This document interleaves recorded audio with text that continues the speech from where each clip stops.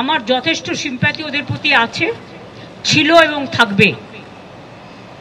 কিন্তু আপনাদের একটা জিনিস মানতে হবে, আমি তো মিটিং করে বলেছিলাম আমরা রিভিউ করব। কোর্টের ব্যাপারে আমাদের আইন মেনে চলতে হয়, একটা বাধ্যবাধকতা থাকে, এটা সবাইকে বুঝতে হবে। এবং আমাদের দিক থেকে আমরা রিভিউ পিটিশন করেছি। যদি রিভিউ পিটিশন অ্যালাউ করে ভালো কথা। আমরা চাইব,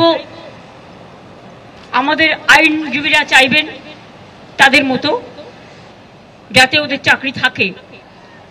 কিন্তু সেখানে কোর্ট যদি কোনো ডিসিশন নেয় তাহলে আমি বলতে পারি না যে আমি মানব না, কারণ কোর্টের ডিসিশন মানতে আমরা বাধ্য। কিন্তু সেক্ষেত্রে এখনো পর্যন্ত কারো মাইনে বন্ধ হয়নি, এমনকি গ্রুপ সি গ্রুপ ডি যারা টাকা পাবে না তাদের জন্য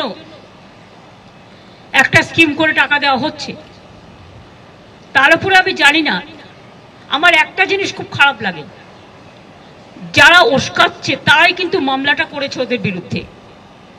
চাকরিগুলো কিন্তু আমাদের জন্য যায়নি, চাকরিগুলো যাদের যাবার পথে দাঁড়িয়েছে সেটার জন্য দায়ী যারা, আমি তাদের বলবো এটা না করলেই পারতেন।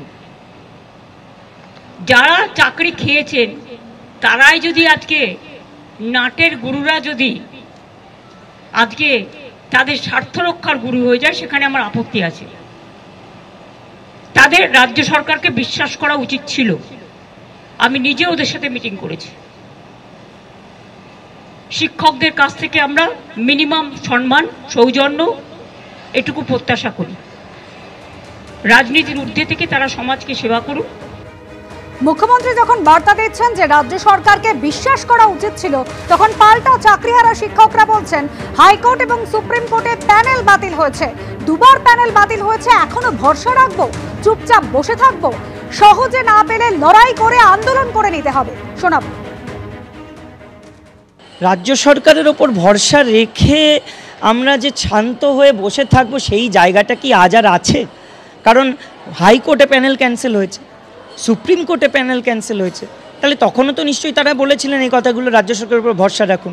তাহলে দুবার প্যানেল ক্যান্সেল হলো, বছর কেটে গেল। তাহলে ভরসা যদি আজকে রাখতে হতো, তারপরে প্যানেল ক্যান্সেল হতো, তখন উনি কি বলতেন? এখনই বা উনি কি বলবেন এটা নিয়ে যে প্যানেল তো দুবার ক্যান্সেল হয়েছে?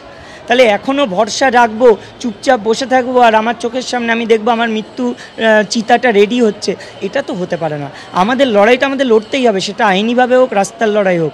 কারণ আমরা যখন কোনো কিছু সহজে পাচ্ছি না, আন্দোলন করেই তো সেটা আমাদেরকে নিতে হবে। কারণ বিগত দিনেও আমরা যে চাকরিটা করছি, এই চাকরিটাও কিন্তু অত সহজে পাইনি।